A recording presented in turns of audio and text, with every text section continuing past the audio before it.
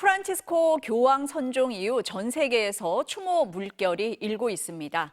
가난한 자의 아버지라 불린 교황은 장식 없는 무덤에 묘비엔 이름만 남겨달란 유언을 남겼는데요. 오늘 이슈 플러스에서는 약자와 함께 온 교황의 발자취들 짚어보겠습니다. 문소연 기자와 함께하겠습니다. 어서 오세요. 안녕하세요.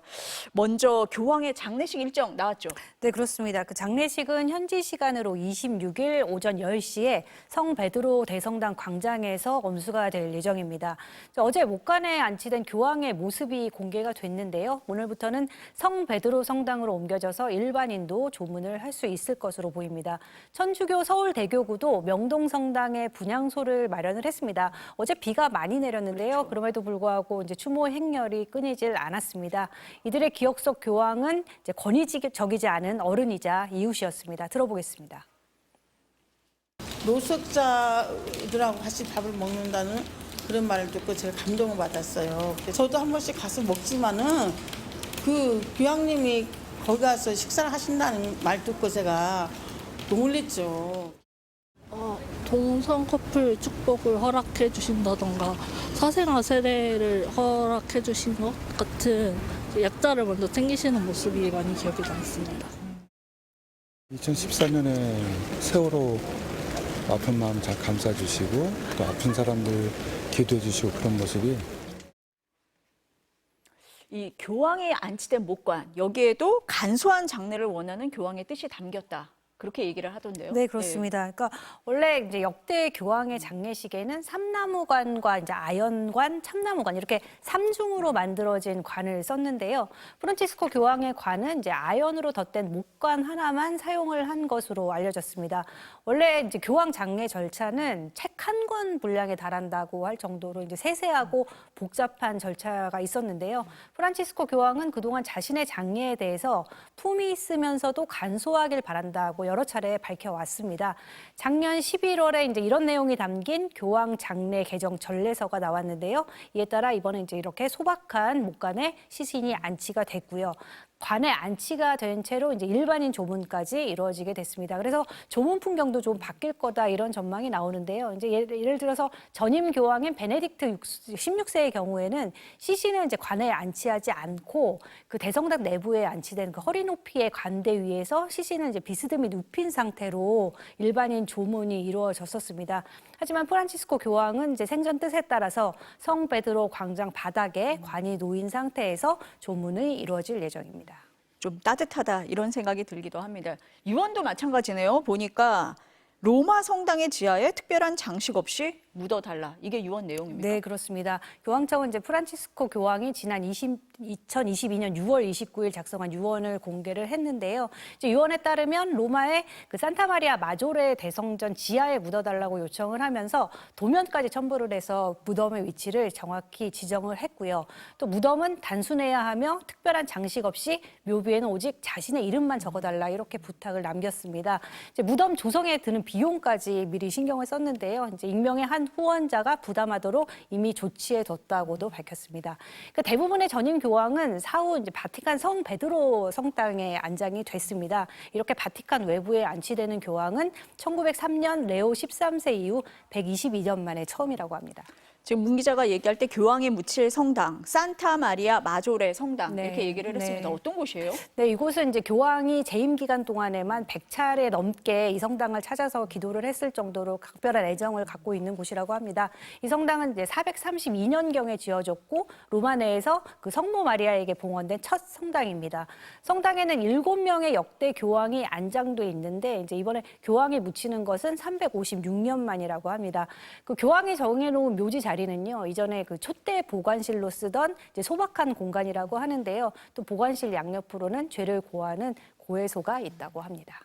지금 장례 절차 쭉 들어보니까 굉장히 소박하다 이런 생각이 드는데 교황이 평소에도 뭐 청렴하고 소박하다 즉위 이후부터 얘기가 많이 됐었잖아요. 네, 그렇습니다. 네. 그 아르헨티나의 이제 한 매체에 따르면 교황이 남긴 재산이 $100, 우리 돈으로 이제 14만 원밖에 되지 않는다 이런 기사가 있습니다. 그러니까 프란치스코 교황은 지난 2013년 3월 교황에 즉위한 후에 월급을 수령하지 않겠다고 했는데 이제 예수고 출신 성직자로서 평생 청빈한 삶을 이어가겠다고 이제 가난 서약을 했기 때문으로 알려졌습니다. 교황은 즉위 전까지 고향인 아르헨티나 부에노스아이레스의 그 빈민촌에서 가난하고 소외된 이웃을 위해서 헌신을 했고 이런 삶을 줄곧 유지를 해왔습니다. 그래서 2001년 추기경에 서임됐을 때도 이제 새 옷을 맞추는 대신 전임자가 입던 옷을 좀 물려받아서 약간 수선해서 입었다 이런 일화까지 있을 정도고요.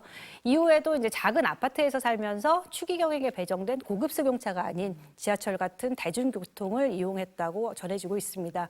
이제 교황명을 가난한 자들의 그 성자라고 불리는 프란치스코로 지은 것도 가난하고 소외된 이웃을 잊지 않기 위해서라고 밝힌 바 있습니다. 그러니까 교황 즉위 이후에도 이제 이런 삶이 계속 유지가 됐는데 교황 전용 숙소가 아닌 그 사제들의 기숙사에서 거주를 했고요. 또 교황의 상징인 금 십자가 대신에 철로 만든 십자가를 착용을 했고 이제 뭐 화려한 빨간 구두가 교황의 상징이었는데 또 이거 대신 평범한 검은색 구두를 신고 다녔습니다. 2014년에 우리나라 왔었잖아요. 그때도 검소함이 화제가 됐었습니다. 네, 그렇습니다. 네. 그 당시 기억하실지 모르겠지만 이제 방한을 했을 때 그 짧은 환영 행사를 마치고 교황이 그 한국산 소형차 소울을 탔습니다. 이게 되게 상징적인 장면으로 꼽혔는데요. 그러니까 어떤 일이 일어날지는 신의 손에 달려 있다면서 이제 더 많은 일을 만지고 또 눈을 맞추기 위해서 애초부터 방탄차는 거부를 했다고 하고요.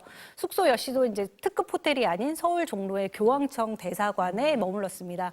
그러니까 방한 당시 역시도 이제 소탈한 차림새였습니다. 뭐 아까 말씀드린 대로 20년 넘게 차고 다닌 그 철제 십자가 목걸이, 또 우리 돈으로 5만 원 조금 넘는 이제 플라스틱 시계, 또 낡은 가방 등이 화제가 됐었습니다. 그러니까 방한 기간 입었던 제의도 이제 수녀님이 만들었다고 하는데 교황의 뜻을 어길 수가 없어서 이제 값싼 소재로 지어야 했고요. 그 제의 안에 입었던 긴 옷도 저소득층 지역 주민들의 그 협동조합에서 만든 것이라고 알려져 있습니다. 당시에 그 프란치스코 교황이 세월호 유족들에게 위로를 건넨 모습 네. 다들 기억하실 것 같아요. 네, 그렇습니다. 그러니까 당시 이제 광화문에서 열린 시복미사에 100만 명이 넘는 인파가 참석을 했는데요. 이제 카퍼레이드를 하던 교황이 이제 시선을 한 곳에 멈춥니다. 당시에 통역을 담당했던 정재천 신부가 이제 상황을 설명하자 교황은 바로 차에서 내렸고요. 교황은 이제 그 당시에 한국에서의 일정 대부분 사제복에 노란 리본을 달고 있었는데요. 이제 이렇게 슬픔을 공감하면서 직접 유가족에게 그 위로를 전했던 겁니다. 또 교황은 이제 꽃동네를 방문하고 위안부 할머니의 손도 잡아줬는데요. 당시 상황 어땠는지 들어보겠습니다. 머리에 노란 띠를 하고 있으니까 금방 눈에 띄더라고요. 여기에 세월호 유가족들이 계십니다 하니까 당신 차를 세우시더라고요. 가슴에 노란 리본을 달고 저에게 와주셨어요. 사회적 약자들을 위해서 손을 잡아주시는 분이구나. 교황님이 저에게 베푼 사랑과 관용의 은혜를 정말로 죽을 때까지 기억을 하거든요. 기억할 것이고요. 김복동 할머니가 나비 배지를 드립니다 하니까 당신이 그 배지를 지금 채워달라고 하셔서 배지를 채워드렸어요. 무엇이 그들을 지탱해주고 있는지에 대해서 듣고 배운다면 정말로 하느님이 기뻐하실 것이다. 그런 말씀을 하시더라고요. 이 교황을 보면 가난하고 소외된 이웃뿐만 아니라 평화를 계속 강조를 했어요. 마지막 메시지도 전쟁을 끝내달라. 이거 아니었습니까? 네, 그렇습니다. 그러니까 프란치스코 교황이 이제 지난 토요일 부활절 미사에 깜짝 등장을 해서 이제 신자들을 축복하고 사실상 이게 이제 마지막 장면이 됐죠. 다음 날 바로 선정을 하셨는데요. 그 추기경이 대독한 연설문을 통해서 생각이 다른 이들을 포용을 하고 평화가 가능하다는 희망을 새롭게 하기 바란다 이런 당부를 전했습니다. 특히 가자 전쟁과 그 우크라이나 전쟁이 조속히 끝나기를 바란다고 밝혔는데요. 미사가 끝나고 난 뒤에 이제 교황은 차를 타고 성 베드로 광장을 돌며 신자들과 인사를 나눴고요. 또 근데 이게 심각한 폐렴으로 이제 치료를 받고 지난달 23일에 교황이 퇴원을 했거든요. 근데 그때 의료진이 최소 2달은 쉬어야 된다 이렇게 계속 경고를 했다고 합니다. 하지만 교황은 이제 마치 마지막을 예감한 듯 퇴원 직후부터 빼곡한 스케줄을 소화를 해왔습니다. 그러니까 전쟁으로 고통받는 가자지구 성당에는 이제 뭐 이 퇴원 전후로 해서 거의 매일 밤 전화를 걸었다고 하는데요. 들어보겠습니다. Buonasera Santo Padre. Buonasera, come stai? Sto bene, grazie a Dio. Mi scusa, è stato con il Santa Messa. يعني قبل يومين هو طلب منا الصلاة وهو أعطانا البركة وشكرنا من شان كل الخدمة من أجل السلام. 자, 이제 차기 교황이 누가 될 건가 관심이 많습니다. 절차가 어떻게 됩니까? 네, 이제 차기 교황을 뽑는 비밀 투표를 이제 콘클라베라고 부르는데요. 이게 선종일로부터 15일에서 20일 사이에 열리기 때문에 5월 5일부터 10일 사이에 시작이 될 걸로 보입니다. 그러니까 추기경들은 외부와 철저히 격리된 상태에서 투표를 하게 되는데요. 이제 뭐 이게 사전에 후보 등록이나 후보 명단이 없이 3분의 2 이상의 그 찬성표가 한 명의 추기경에게 모이기까지 무한 투표를 하게 됩니다. 교황이 선출되면 성당 굴뚝에서 흰 연기를 이제 내뿜고요. 선출이 무산되면 검은 연기를 피워서 결과를 알립니다. 이탈리아 현지 매체는 차기 교황 유력 후보군 12명을 선정을 했는데 이 중에 유홍식 추기경이 올라서 눈길을 끌었습니다. 또 반면에 워싱턴 포스트는 이번 콘클라베가 역사상 가장 예측 불가능한 회의가 될 것으로 예상을 했는데요. 이제 교황이 실질적 후계자를 남기지 않아서 유력 후보가 없는 상태인데다 이제 프란치스코 교황이 역사상 가장 개혁적 교황으로 불릴 만큼 이제 교회 내부 반발도 사실상 컸기 때문입니다. 콘클라베에 참석하는 추기경 135명 가운데 프란치스코 교황이 서임한 성직자는 108명으로 약 80% 정도가 됩니다. 교황은 이제 르완다, 미얀마, 남수단 같은 그 저개발국 국가에서 이제 사상 첫 추기경을 임명하는 것과 같이 이제 유럽 중심에서 벗어나서 지역 다양성을 추구해 왔는데요. 그래도 아직은 이제 유럽이 대세인 상황이어서 이들의 표심이 어디로 몰리느냐가 관건이 될 걸로 보입니다. 이제 교황 선정 소식이 나오고 나니까 영화 콘클라베 봤다는 분들 제 주변에도 많더라고요. 근데 이 영화를 보면은 정치판 못지않게 음모도 있고 뭐 암투도 벌어지고 뭐 그러는 것 같아요. 실제로 그렇습니까? 네, 이제 뭐 오늘 기사 보신 분들 아시겠지만 영화 콘클라베가 뭐 박스오피스 5위를 기록해서 역주행 중이다 뭐 이런 기사들이 많았는데요. 실제 상영관 수와 상영 횟수도 좀 늘었습니다. 그러니까 이 영화는 말씀하신 대로 이제 교황 선출 과정을 둘러싼 이제 가상의 이야기를 다루기는 했는데 완전한 허구가 아니다 이런 평가도 적지가 않습니다. 특히 이번 콘클라베의 경우에는 이제 아까 잠시 말씀드린 것처럼 영화에서처럼 전통적 가치 회복을 내세우는 보수파와 또 프란체스코 교황의 개혁적 행보를 이어가려는 진보 세력 간의 치열한 기싸움이 벌어질 것이다 이런 전망이 나옵니다. 그러니까 아시다시피 프란체스코 교황은 재위 기간 동안 그 소외된 자들을 위해 사목을 강조해 왔고요.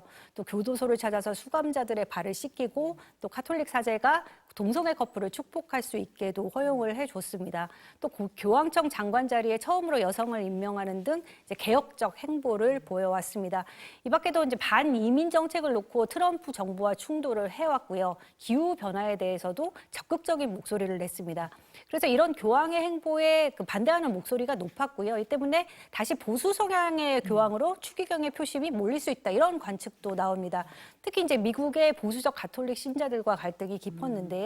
미국 보수 가톨릭은 교황이 교회의 근본 교리에 이제 혼란을 불러왔고 독재적인 리더십을 보인다 이런 비난을 해왔습니다. 그 트럼프 행정부 내각에는 이런 보수적인 가톨릭 신자들이 많은데요. 벤스 부통령이 대표적입니다. 그 교황은 지난 2월 이제 미국의 이민자 추방이 존엄성을 해치는 일이다라고 비판을 하면서 벤스 부통령이 교리를 잘못 해석했다고 콕 집어서 지적을 했었는데. 그 벤스 부통령이 바티칸에서 교황을 이제 마지막으로 만난 사람 중에 하나가 됐다는 점은 좀 역설적입니다.